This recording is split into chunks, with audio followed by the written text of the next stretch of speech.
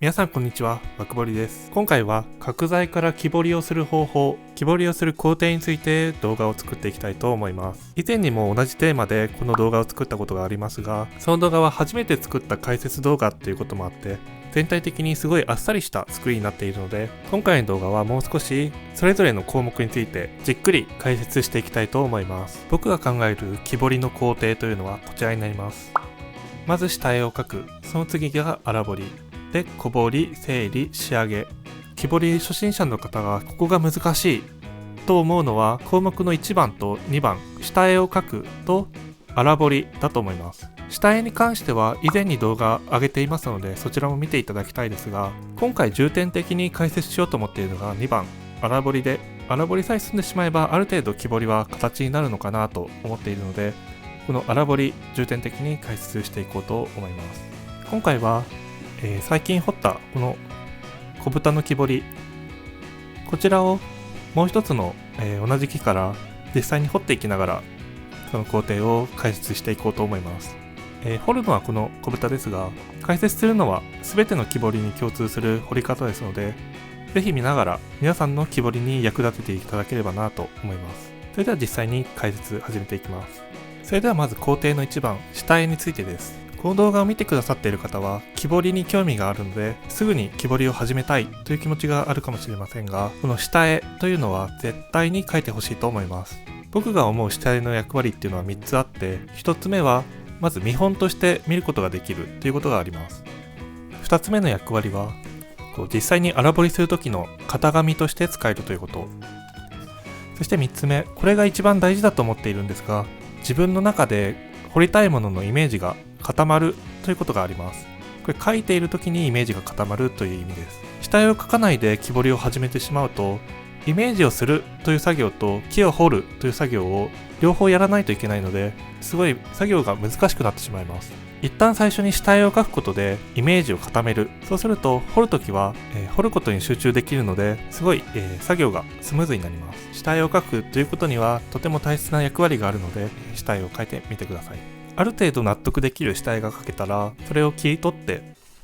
厚紙に貼ってください。これで型紙を作っていきます。型紙なんですが、厚紙に貼ったらこのいらない部分を切り取って型紙を作ります。で、この時ポイントなんですが、こういう曲線でできているものでも最初の荒彫りの時には直線の方がしやすいので、まず直線でできる限り切って型紙を作ってください。こういう風に、首の下のところ曲線はありますが、まずは直線で取るという風にやると荒彫りとってもしやすいです。自分で下絵を描く前に木彫りを試してみたいという方は、過去にこういう小さい彫刻の下絵をダウンロードできるようにした動画があるので、そちらを見て試しに彫ってみるのもいいと思います。それでは次、荒彫りに行きます。それでは荒彫りの解説に入りますが、実際に削っていく前に荒彫りの準備が2つあります。まずは木材に中心線を引くということです。木材には必ず中心線を引くようにします。この木材の場合、幅が6センチなので中心の3センチのところに線を引きます。これは鉛筆でもいいんですが、鉛筆だと削っている時に鉛筆の粉が広がって汚れてしまうことがあるので、持つところも線を引くんでしたらペンとか汚れが広がらないもので描いた方がいいかもしれないです。これを、まずこの4面全部に引きます。4面すべてに中心線が引けました。で、4面に引けたらこれを上にもつなげます。上の面も同じように消えないペンで十字を引きます。これで4面の中心線と上にクロスが引けました。で、これ裏にもやるんですが、裏にも同じように引くときにちょっと注意があるんですが、これが、材料がぴったりの材料で彫る場合、ちょうどの材料で彫る場合は、最終的にここ紙やすりで削って消すことになるので、ペンで描いてしまうとなかなか削れません。なので芯が濃い、3B とかそういう鉛筆で薄く描いてあげるぐらいがちょうどいいです。そうすると消すときに簡単に消えるので、これで中心線の下準備ができました。で、今回の僕のように、最終的にここ切り離してしまうつもりなので、そういう場合はペンで書いてしまって全然いいです。中心線が引けたら次は準備の2つ目に入ります。準備の2つ目はこの彫る本体と下の台座の間のこの線を、この木材に書いていきます。今回見本で彫るのは型紙と木材、同じ幅そして同じ長さにしています。なので下から寸法を測って7センチ2ミリなので、これをぐるっと一周書きます。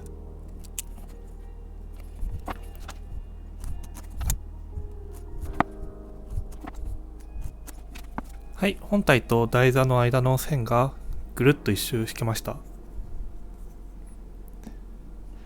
これで荒彫りに入る前の準備はできました。それでは荒彫りに入っていきます。今回荒彫りを重点的に解説するために荒彫りを4つの段階に分けました。今からやるのは荒彫りの1番目の正面の余分を取るという工程です。正面の余分を取る、どういう意味かというと、型紙を当てた時にこのはみ出している部分、絵からはみ出ている木の部分をまず取ってしまうということです。まず正面の余分、この正面の絵を線で引くんですが、その前に木材、どの面を正面にするかっていうのをまず決めます。これは特にこだわりがなければ一番綺麗な面を正面にしていただいて大丈夫だと思います。ちょっと余談なんですが、ある程度の決まりというのも一応あります。木目がこういう風な模様になっている板目と呼ばれる木材の模様の並び方と、繊維がこうまっすぐ並んでいる正目という、呼び方のある目があります。仏像彫刻の場合は正目を正面に持ってきて、今回のような、豚ですとか、恵比寿様とかそういう風な木彫と呼ばれるものは板目を正面に持ってくるというルールが一応あるらしいです。それとこの小口目を見たときに今同じように書くと、こう目がこういうふうに年輪の内側と外側を示す年輪がついていると思うんですが、この年輪が外側に来る部分、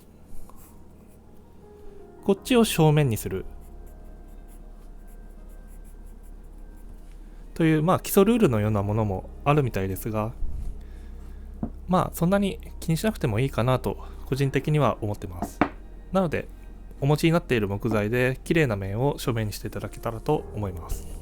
はい、それでは正面の余分を取るために型紙を写していきます。はい、こうやって型紙を合わせます。上の中心線がきちんと合っていることを確かめて、で線を写していきます。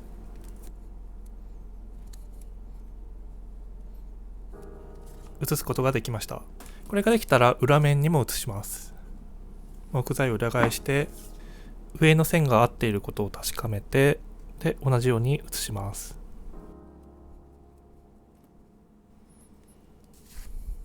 これで正面、そして裏面、両面絵を写すことができました。はい、それでは正面の余分、ここから実際に削っていきます。で、この正面の余分を取るときのポイントは2つあります。1つ目は入り墨にノコギリを入れるということです。この豚の彫刻の場合、ノコギリを入れる場所はこの、計10箇所の入り墨になります。この木の繊維は縦なので、ここにノコギリを入れることで繊維を断ち切るということをするということです。これをしないと、彫刻刀で例えばここをこう削ったとしたときにノコギリが入っていれば、それぞれのこのノコギリを入れたところで一回その削る勢いっていうのは止まりますが、これノコギリ入れてないとここでやめようと思ってもそのまま繊維に乗っかっちゃって大事なところまで削ってしまうので、その予防策としてノコギリを入れておくということです。予防策としてだけじゃなくて、ノコギリを入れておくことでこの荒取りの仕方、荒取りっていうのがもうぐっとしやすくなるので、この入り墨にノコギリを入れるっていうのは絶対にやってほしいと思います。それでは実際にこの木材にノコギリ入れたいと思います。はい、入り墨にノコギリを引くことができました。ですいません、さっきちょっと言い忘れたんですが、こうやって最初に正面の絵を写した時、写した段階で正面は確定したので、ここが正面だという印をつけておいてください。この印つけておかないと、こういうノコギリの作業をした後とかにどっちが正面って決めていたのかが分かんなくなっちゃう時があるので、これつけるようにしてください。ノコギリが引けました。これができたら実際に彫刻刀で削っていきます。これ削っていく時にも細かく言えばたくさんポイントがあるんですが、それは過去に動画を上げてたと思うので、そちらを見ていただきたいと思います。そういうことは置いておいて、でもこれだけは言っておきたいなというポイントが一つあって、それは順目に削るということです。順目っていうのがどういうものかっていうと、順番の目と書くんですが、木の繊維に逆らわないで彫る方向という意味です。木の繊維に逆らって彫る方向を逆目と言うんですが、木を削るときは常に順目に削ってください。この方向です。順目に削ることで綺麗に早く削ることができます。この豚の図面で言うと、順目の方向っていうのはこういう方向になります。この方向に彫刻刀を削っていけばスムーズに削れるようになります。逆にこっちの方向、逆目に削ってしまうと、この彫刻刀が木の目に入ってしまって、この豚の必要な耳とかにぐさっと入ってしまうこともあるので、この順目に削るというのは意識して削っていただけたらと思います。それでは実際に削っていきます。このぐらいの大きさの木材になると、手で持つ彫刻刀じゃなくて叩く彫刻刀も必要になってくるかもしれません。削るときにいきなりこう真ん中を削るんじゃなくて、端っこを削るとこの斜めになっているところが削る量を教えてくれるので、まずはこの端っこを縁取るように削るのがおすすめです。それではこれをまず全体にやってしまいます。はい、正面と裏面どちらも写した絵の外側を縁取って削りました。こうやって見ると両方が斜めになっているので、この間のところを削ればいいっていうのが一目でわかります。それでは削っていきます。少し大きめの台なので手で取るのは大変なので、叩きのみで叩いていきたいと思います。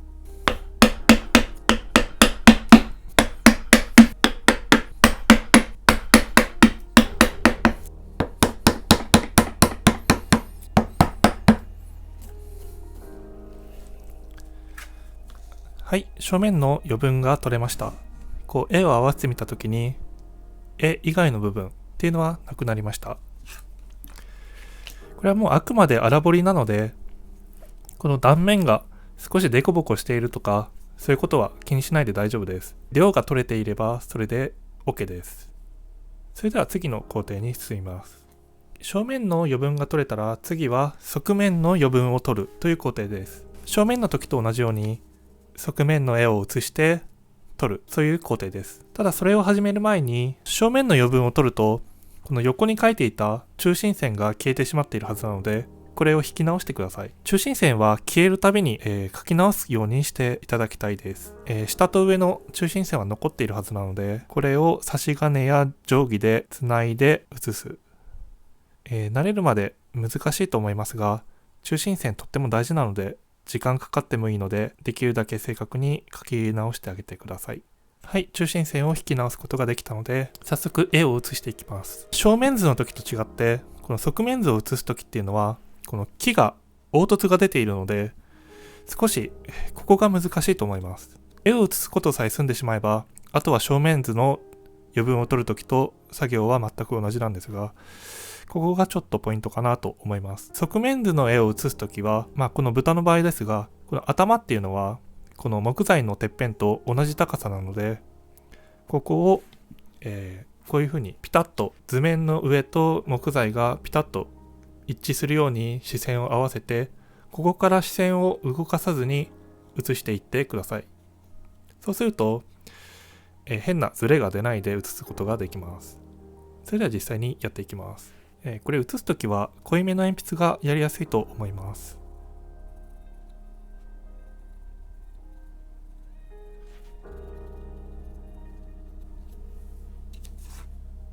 絵を写すことができました。これができたら反対も写します。絵を写すことが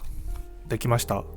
ここまでできたら、あとはやることは正面の余分を取った時と同じです。ノコギリを入れて、あとは順面に削るということです。ノコギリを入れる箇所、これは同じく入り墨に入れます。側面図の場合、入り墨は、この1、2、3、4、5、6、7、8、この8箇所になります。はい、ノコギリを引けました。それでは正面の時と同じように順目に取っていきます。順目がどっちかというのを書いてみたいと思います。毛の繊維に対して邪魔しない方向はこの矢印の方向が順面になります。それでは削っていきます。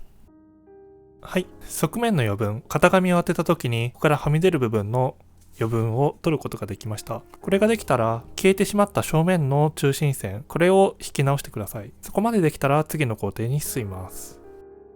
はい、荒彫りの第1段階と第2段階、正面図と側面図の余分を取りました。ここで一回ぐるっと回してみたいと思います。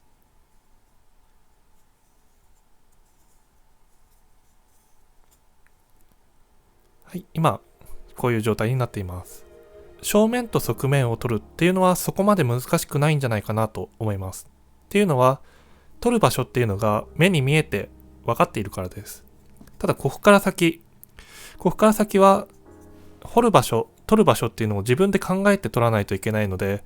木彫り始めたての人はここが難しいんじゃないかなと僕は思っています。なのでここを重点的に解説していきたいと思います。難しく感じるこの木彫りの荒彫り第3段階なんですが、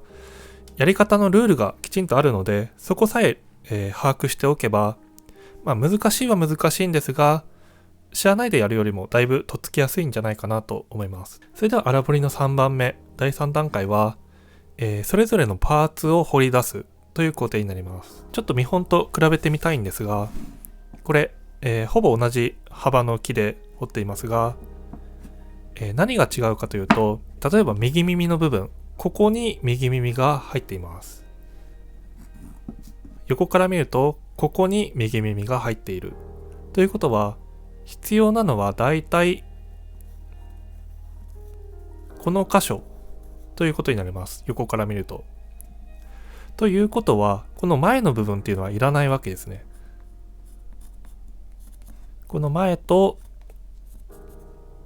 後ろはいらない。で、正面から見ると耳はこのちょっと影になって見にくいかもしれないですが、この部分までは顔なので、この切り込みとこの切り込みを合わせた、ちょっとカーブさせますが、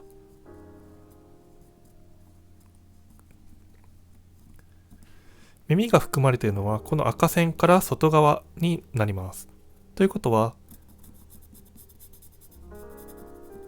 ここは削っていいわけです。とすると、この横から見た赤い部分、正面から見た赤い部分、ここは削っていいっていうことですね。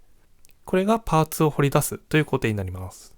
試しにここ削ってみたいと思います。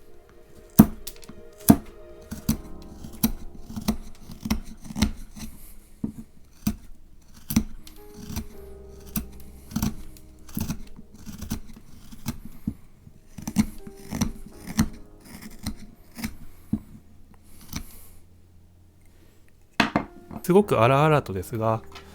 右耳が入っている部分を彫り出すことができました。正面図と側面図の余分を取っただけでは、かなりたくさんのいらない部分がくっついてきてます。そのくっついてきているいらない部分を取っていく作業になります。とりあえず右耳の前の部分取れました。では同じように左耳の前の部分取っていきたいと思います。さっきと同じようにこの刻みから前に右の、耳の形を描いて、こっちも同じように描いて、はい、ここが耳が入っている部分になります。横から見ると。ってことはここがいらない。前から見ると残さないといけないのは顔なので、顔の輪郭を描きます。はい、顔の輪郭できました。これができたら、これの外側、はいらない。ということは、この箇所がいらないということになりますね。ということは、ここを取ればいいということです。はい、左耳の前の部分も取れました。同じ感覚で後ろも取りたいと思います。後ろはこの頭の、正面から見た輪郭、そのまま頭の形なので、つなげて取る。つなげて取る。ここの部分は耳の先端が来ている部分なので取ってはいけないので、この切れているところ、ここを伸ばしてあげて、こことここ、共通したこの箇所が確実にいらない箇所になります。同じように反対の耳もここが切れているので、つなげてあげて、こことここ、この赤く塗りつぶしたところがいらないです。なのでここを取ります。はい、これで耳の入っている場所を出すことができました。まずは耳の形ではなくて耳が入っている場所を掘り出したということです。では同じように他のパーツが入っている場所を掘り出していきたいと思います。わかりやすいところで言うと尻尾があります。見本と比べたいんですが、尻尾は体の中心から出ています。お尻の中心ですね。なのでちょっと絵は描いていないので想像しながらですが、まあこのぐらいの中心から半分ぐらいの余分を見て、でだんだんこの左に巻いていくような感じにしたいので、まあ、同じぐらい幅を取って、まあこのぐらいあればいいかなという感じです。まあ大体ですが、そうするとお尻の輪郭はこう背中の流れからこう行くわけですから、ここから外側はいらないわけです。で、尻尾もここだけあれば大丈夫なので、この外側はいらない。となると、この赤で塗りつぶしたところはいらないっていうことになります。反対側。こっちも背中の輪郭、お尻の輪郭はこの延長線なので、こう線を引きます。で、尻尾はここまで。なので、この外側はいらない。この赤く塗りつぶしたところは取っていいということになります。この作業を、ずーっと続けていきます。できれば一箇所一箇所やっていってもいいですし、慣れてくれば、全体を見てやってもいいと思います。はい、耳の次は尻尾が入っている場所を掘り出しました。この足を出そうと思います。中心線から測ってだいたい2センチのところに前足の端っこが来ます。ここ。なので同じように2センチの部分を測って、はい、2センチのところを測って、ここが前足の切れるところ。で、足の蹄の高さはどれぐらいかっていうのを考えて、後ろ足は前足よりも少し離れています。中心線寄りになっているので、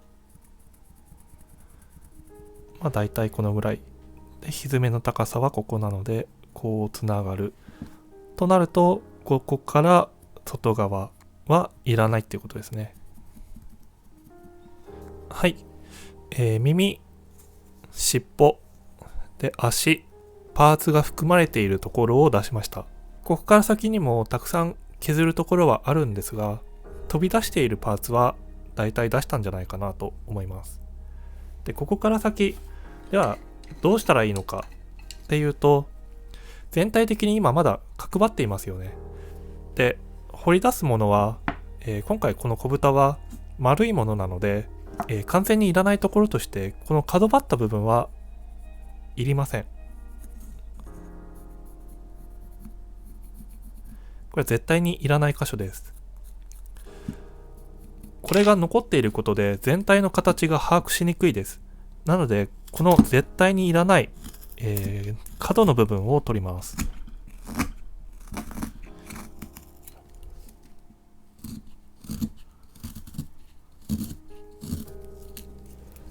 大体の彫刻はこの角の部分っていうのはいらないはずです。例えばこう小豚が手を前に突き出しているとかだったら必要な角の部分っていうのは出てきますけど、どういった彫刻でも、いらない角っていうのは出てきますので、いらない候補として考えるといいと思います。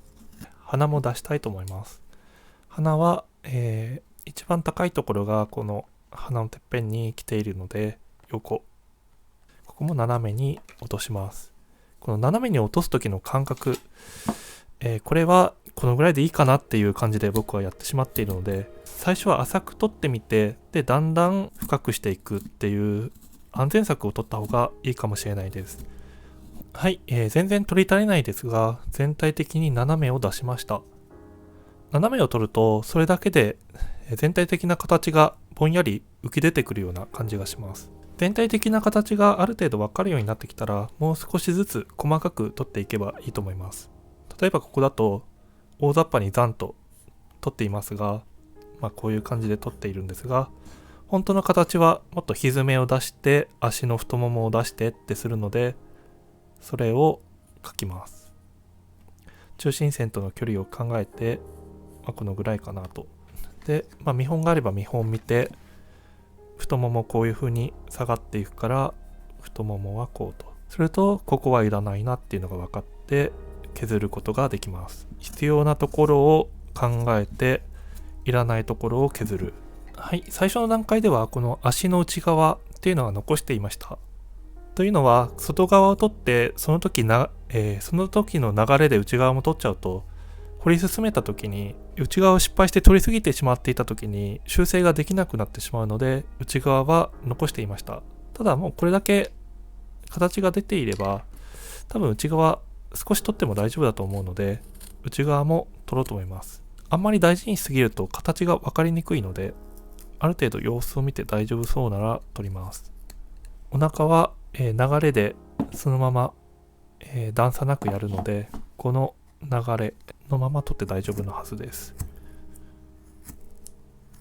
細かく出すのは足だけじゃなくて他の場所も出します。鼻も、この中に鼻が含まれていますが、形はもっと、スペードみたいな鼻の形にしているので、下はともかく上はこんな感じです。ではそれに合わせて形を丸刀で出してあげて、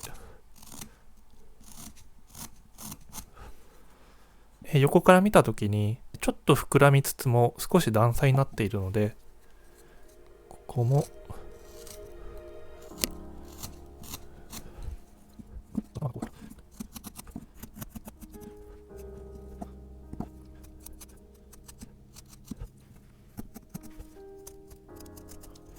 はい、鼻を出しました。鼻を出すとまたほっぺたの高いところがここになって、で横で斜めが下げた分足りないので、また斜めを出します。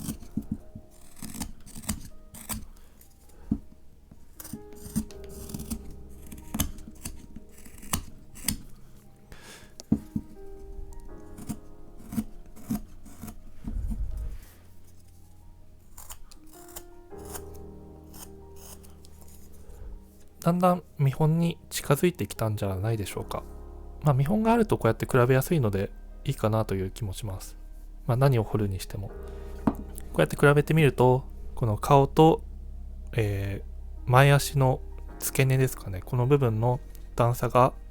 見本よりも全然足りないことがわかるので、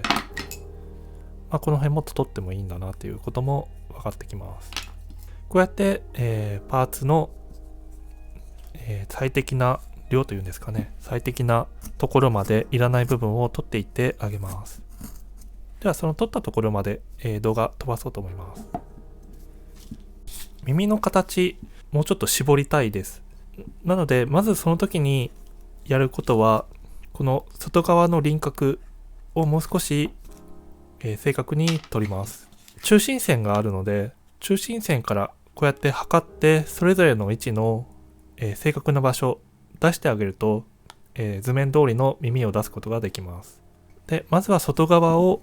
こうやって形を出します。はい、で、荒彫りの3番目が、パーツを含む箇所を彫り出す。で、荒彫りの4番目が、パーツの斜めを出して全体の形を出すというものです。もうちょっとやっちゃってるんですけど、すいません。体の斜めであったりとか、足のこの斜めであったりとかを出すことによって全体の形が、出てきます。耳はこうやって上から見ると、こう付け根の部分から外側に行くにつれて、こう外側になんていうんですかね、斜めになっているので、ここの部分、この斜めの外側はいりません。なのでもうこれはバツンと取ってしまいます。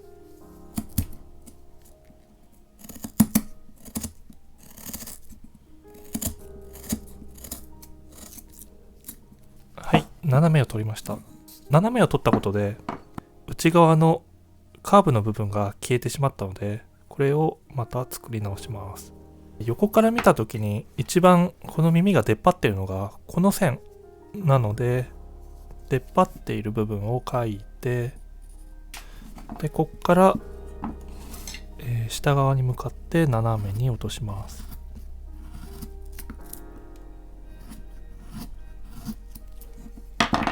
はい、だいたい荒彫りこのぐらいかなと思います。それぞれのパーツが含まれている場所が分かる状態になって、で斜めを出して、大まかな全体の形が出た状態、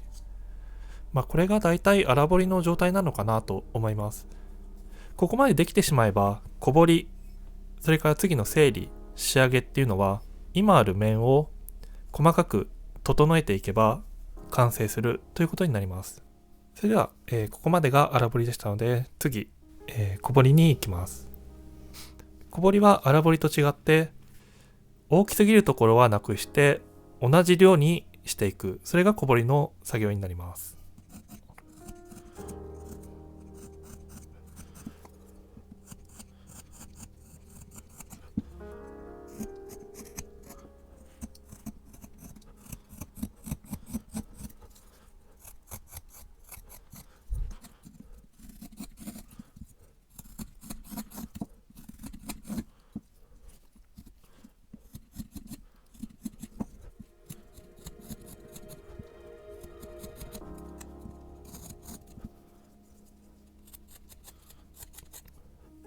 はい、だいたい小彫りこのぐらいでいいかなという感じになったので、一回ぐるっと回してみたいと思います。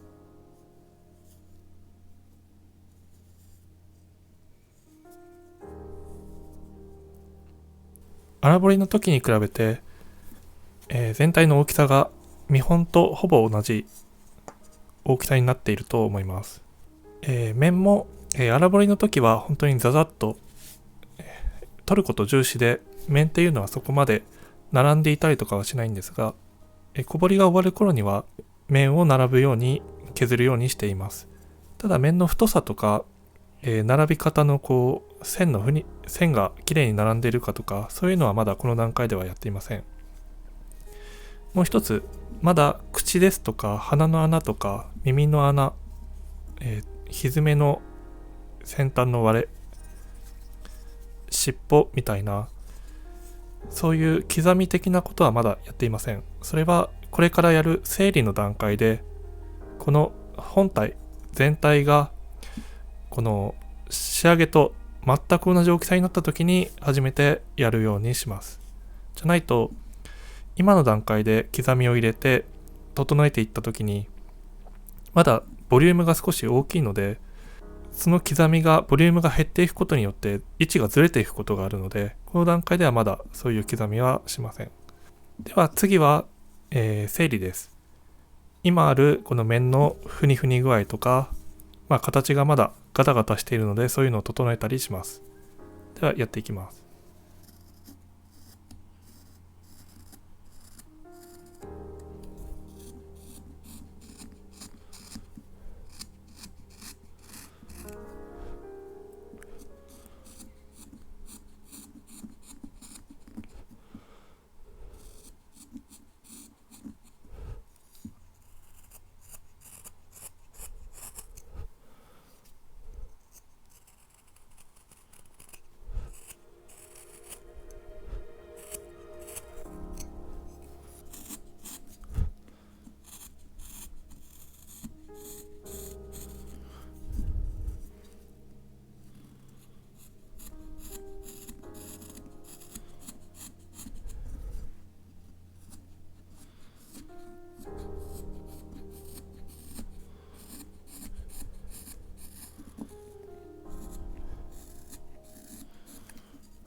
小彫りでできた面、今とても大きいです。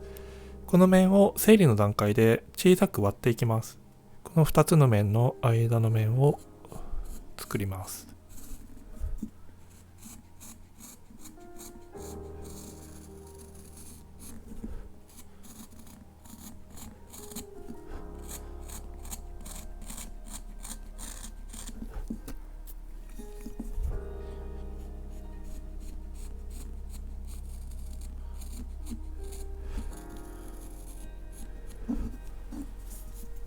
こうやって面を割っていって、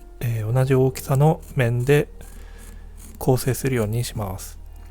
整理が進んだので、ちょっと一周ぐるっと回してみます。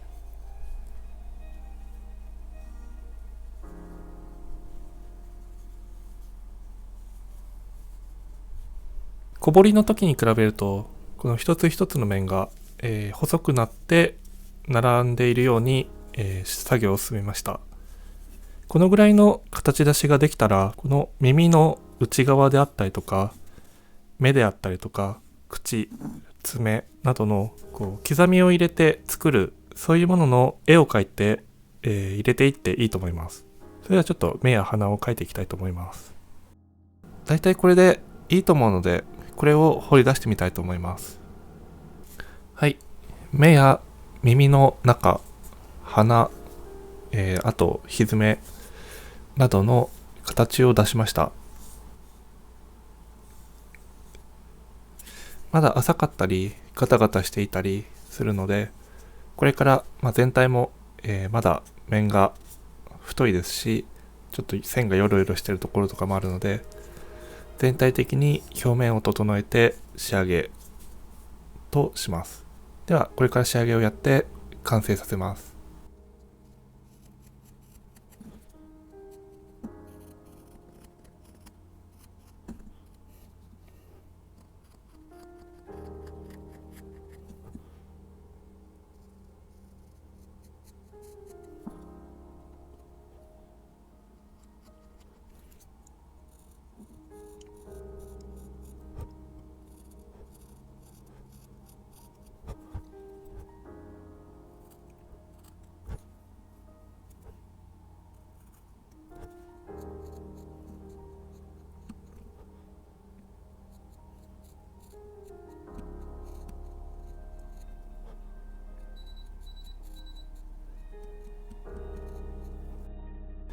はい、仕上げが終わりました。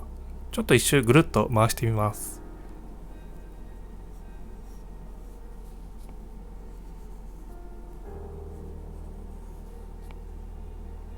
整理の時よりも面が細く、そして波打ったりしていないので、こうやって光を当てた時にも、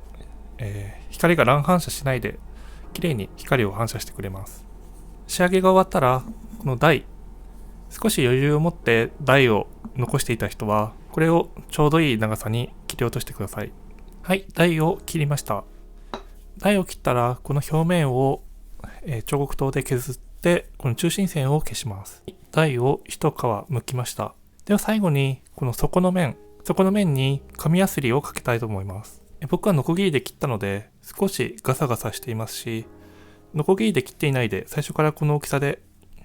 削っていた場合は、ここに中心線が残っています。それを紙やすりで消します。紙やすりで削る時の注意点は、紙やすりを一回使ってしまうと、その後に彫刻刀では削れないっていうことがすごい重要なことです。この紙やすりの粒子が、この、削っている木彫りについてしまうと、その後彫刻刀で削った時に彫刻刀の刃がすぐに欠けてしまいます。なので、紙やすりをかけるのは本当に最後にしてください。木彫りに紙やすりをかけるっていう人も、本当の最後の最後、もうその後は彫刻刀では削れないっていうことを念頭に置いてかけてください。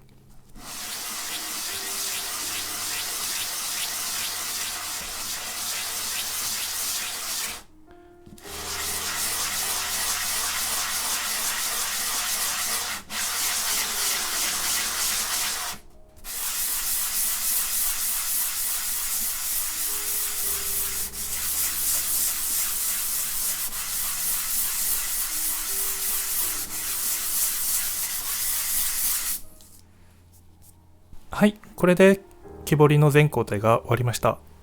この後もし色を塗りたい人はこういう風に、目とか鼻とか口とかピンポイントに塗ってもいいですし、全面に塗ってもいいと思います。それでは最後に簡単に全工程振り返ってみたいと思います。まずは下絵を描く。下絵は設計図ですので絶対に描いてほしいと思います。それを角材に移して正面の余分、そして側面の余分を取る。そしたら、両方とも、正面と側面の余分が取れた状態になりますので、そこから粗彫り、パーツを掘り出す。パーツが入っているところを掘り出して、その後に斜めを取っていく。で、全体の形が大まかに出たら、その後にその大まかな形をもう少し見本に合わせた大きさに取っていく。これが小彫り。で、小彫りができたら、その後に表面を整えていく整理、そして仕上げをやるっていう工程になります。この工程は小豚だけじゃなくて全ての木彫りに共通したやり方ですので、皆さん、ご自身が木彫りをするときに参考にしていただけたらと思います。それではご視聴どうもありがとうございました。よければチャンネル登録と高評価よろしくお願いします。それではまた次回の動画でお会いしましょう。バイバイ。